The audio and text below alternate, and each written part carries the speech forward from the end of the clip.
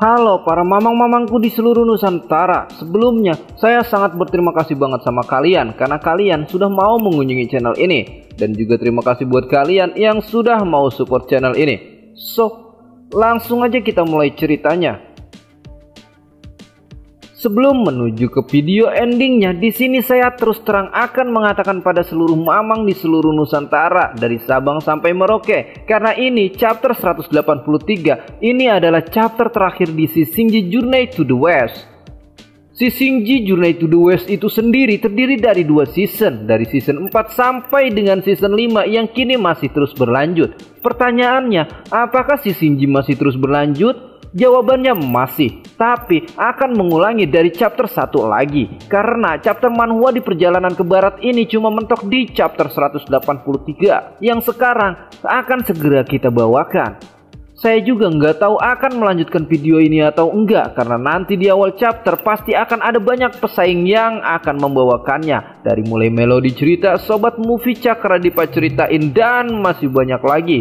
Kalau saya sendiri sih merekomendasikan banget kepada channel Cakra Dipa, karena dari mulai pembawaannya yang bagus, narasinya tinggi, dan bahasanya yang mudah dipahami. Bukan saya takut bersaing, tapi membawakan cerita ini akan terlalu banyak menguras waktu saya. Jujur saja saya katakan, proses untuk pembuatan satu chapter saja itu bisa memakan waktu sampai dengan 4-5 jam. Karena saya sendiri bikin video ini menggunakan handphone. Dan mungkin next video saya akan mengupload proses singkat pembuatan video Sisingji. Dan next konten mungkin saya sudah nggak upload chapter Sisingji. Hanya saja saya upload tentang keseruan-keseruannya saja tanpa memberikan chapter. Dan kemungkinan juga saya akan membuat channel ini berkembang dengan cerita lain, seperti review film-film terbaru, terkeren, dan terpanas tentunya.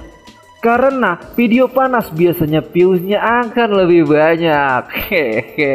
Oke, tanpa banyak basa-basi lagi, langsung kita mulai aja chapter 183. Scene pun diawali dengan sebuah kerajaan. Kaisar mengatakan pemandangan yang telah lama hilang, kini langit akhirnya kembali cerah. Kaisar juga mengatakan bahwa hari ini sedikit berbeda, tapi yang dirasakan oleh Kaisar, bahkan menteri yang berada di samping Kaisar tidak mengerti apa yang telah dimaksud oleh Kaisar. Kaisar mengatakan sudah sangat lama sejak Dewa Bayangan turun, langit dan bumi terasa tertutup. Ada sebuah keraguan yang terlintas di hati Kaisar. Mereka dengan sukarela memberikan hadiah dan membawa semua warganya ke istana. Mereka adalah dewa-dewa yang tidak benar. Tiba-tiba ada salah satu prajurit yang berteriak kepada kaisarnya. Prajurit itu melaporkan kepada kaisar bahwa ada sesuatu hal yang besar telah terjadi. Prajurit itu juga mengatakan bahwa semua utusan bayangan di kota telah menghilang. Mereka menghilang pada tengah malam dan mereka tidak menjarah apapun kekayaannya. Kaisar benar-benar tidak menyangka jika Li Chuan memang benar-benar ada dan nyata. Di tempat lain, para prajurit Istana Langit sedang bersorak kemenangan karena kini Istana Surgawi telah kembali didapatkan. Kali ini, perang melawan bayangan gelap berlangsung sangat cepat. Kekuatan tentara mereka telah berkurang banyak.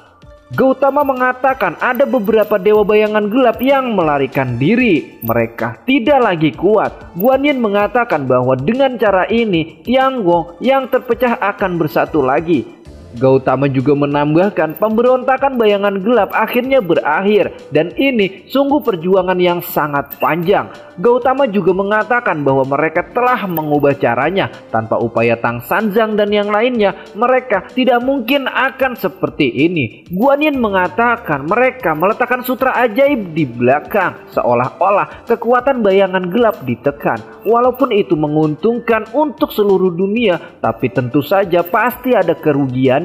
Guan Yin juga mengatakan kepada Gautama, kita harus menghargainya.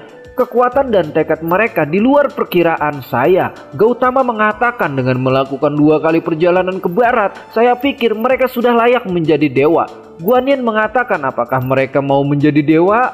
Aku tak yakin kalau mereka bersedia. Kamu yang lebih akrab dengan mereka, pergilah ke sana dan ajak mereka berbicara tentang ini. Setengah tahun kemudian di jalur monster di sini terlihat Bailang yang sedang mencari ikan dan mendapatkan ikan besar. Bailang pun senang. Setelah mendapatkan ikan besar, Bailang mengatakan kepada ikan, "Terima kasih telah mau berkorban untuk menjadi makanan kami."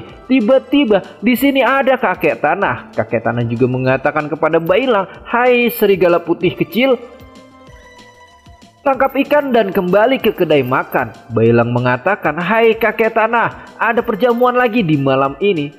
Ada perjamuan lagi malam ini di kedai makan. Apakah kamu mau ikut pergi?"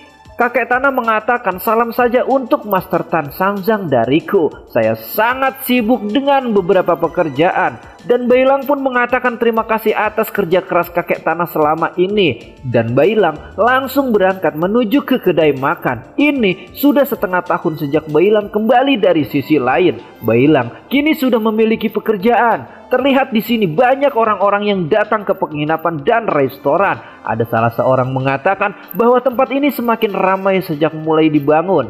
Milik restoran itu ternyata Putri Tengkorak Putih. Di sini ada salah seorang yang sedang menggoda Putri Tulang. "Hai Putri Tulang Putih, apakah kamu menyukai gaya rambut baruku? Rambut baruku ini baru saja aku salon, tapi bukan di Aozeng Pangkas." Dan terlihat di sini para peri duyung bersiap untuk makan dengan hidangan yang bikin Mimin jadi lapar lagi. Dan peri duyung akan membaca doa terlebih dahulu sebelum memulai menyantap makanannya. Dan di sini datanglah Bailang menemui Putri Tulang. Bailang mengatakan bahwa dia sudah kembali membawa ikan segar yang telah ditangkapnya di sungai. Putri Tulang mengatakan, "Hai Bailang, terima kasih atas kerja kerasmu selama ini. Untuk ikan itu tolong taruh di sini saja. Nanti biar petugas dapur yang mengambilnya." Semakin hari semakin banyak para fuckboy yang datang di penginapan sumber air panas milik Putri Tulang. Banyak yang datang karena mengagumi kecantikan dari Putri Tulang. Putri Tulang telah menemukan kebahagiaan hidupnya di tempat ini. Putri Tulang juga sangat berterima kasih pada guru besar Tang Sanzang. Tiba-tiba Cupatkai dari lantai 2 pun memanggil Bailang. Cupatkai telah mencari Bailang kemana-mana tapi tidak ketemu karena para tamu di lantai 2 menganggap airnya kurang panas. Dan Bailang berteriak dia akan segera memanaskan airnya. Bailang pun langsung berlari ke lantai 2 dan Bailang langsung memberikan batu bara ke dalam pembakarannya agar airnya menjadi lebih panas. Bukan hanya sekedar dikipas tapi ditiup juga. Anjay, emang harusnya yang bagus itu ditiup pakai semburan naga api. Push. Dan terlihat di sini para fuckboy pun terlihat sangat nyaman karena airnya sudah berubah menjadi panas. Bailang bekerja sebagai manajer restoran. Bailang mengatakan setelah kembali dari perjalanan ke barat mulai dari 6 bulan yang lalu, kakak Wukong dan adik Miu tiba-tiba menghilang bersama. Tuannya berkata bahwa kakak laki-laki itu memang nakal, datang dan pergi tidak terduga, jadi jangan diperdulikan. Setelah tinggal di istana bawah laut selama beberapa hari, Putri Duyung mengantar rombongannya kembali lagi ke daratan. Dan kami sekali lagi kembali ke jalur monster. Guru Tang berdiri di tebing dan meditasi dalam waktu yang lama. Kemudian dia mengucapkan sebuah kalimat, "Saya ingin membuka restoran di jalan." Yang lain pun mendengarnya sedikit terkejut. Tuan Guru sangat murah hati. Dengan bantuan yang lainnya dan juga kekuatan monster, tidak akan sulit untuk membangun sebuah restoran. Itu dapat dilakukan dalam sekejap mata. Putri Tulang yang sedang berpergian di jalan muncul pada saat ini. Atas undangan tuannya, dia berjanji untuk tinggal dan membantu mengurus penginapan. Putri Tulang dan wanita laba-laba sangat dekat satu sama lain dan tidak butuh waktu lama baginya untuk menjadi saudara perempuan.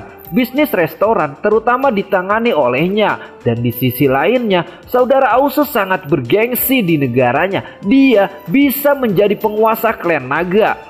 Ause mengatakan jika klan naga tergabung dan dikuasai oleh satu orang itu terlalu membosankan. Masih sama seperti sebelumnya. Jadi dia mengirim semua naga dari puncak bukit yang berbeda kembali ke rumah. 3000 naga kembali ke keadaan semula. Semua orang mengatakan bahwa Ause adalah kakak senior yang bisa melakukan hal yang sangat bijaksana. Dia dan orang-orang naga dari Laut Timur sering datang ke penginapan untuk berkumpul bersama. Ini adalah tempat di mana semua manusia, iblis, naga, dan dewa semuanya ada. Sedangkan kini Guru Tang sedang asik menantang para pemabuk untuk melawannya minum. Anjir, lawan pemabuk itu pun sudah tidak sanggup lagi melawan Guru Tang. Guru Tang mengatakan apakah sudah berakhir?